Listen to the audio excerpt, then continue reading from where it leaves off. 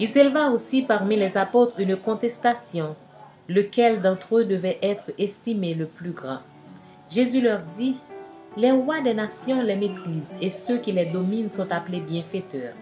Qu'il n'en soit pas de même pour vous, mais que le plus grand parmi vous soit comme le plus petit, et celui qui gouverne comme celui qui sert. Car quel est le plus grand? Celui qui est à table ou celui qui sert? N'est-ce pas celui qui est à table? Et moi, cependant, je suis au milieu de vous comme celui qui sert. Vous êtes ceux qui avez persévéré avec moi dans mes épreuves.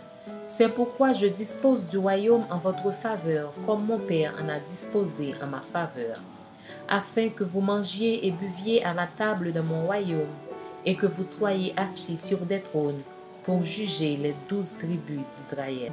Le Seigneur dit, Simon, Simon, Satan vous a réclamé pour vous cribler comme le froment. Mais j'ai prié pour toi, afin que ta foi ne défaille point.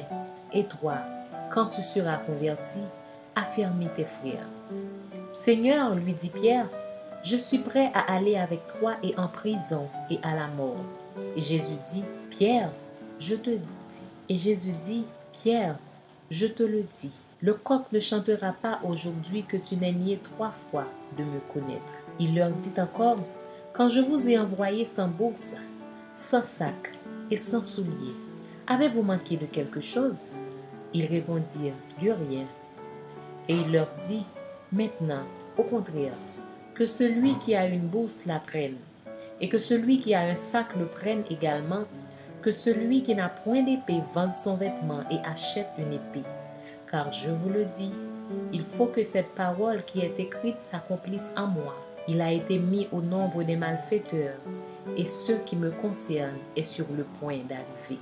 Ils dirent, Seigneur, voici 2 épées. Et il leur dit, cela suffit. Après être sorti, il alla selon sa coutume à la montagne des Oliviers. Ses disciples le suivirent. Lorsqu'il fut arrivé dans ce lieu, il leur dit, priez, afin que vous ne tombiez pas en tentation.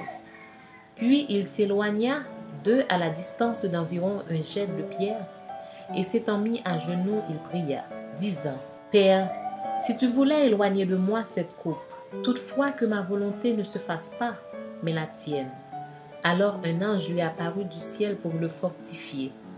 Étant en agonie, il priait plus instamment, et sa sueur devint comme des grumeaux de sang qui tombaient à terre. Après avoir prié, il se leva et vint vers les disciples qu'il trouva endormis de tristesse.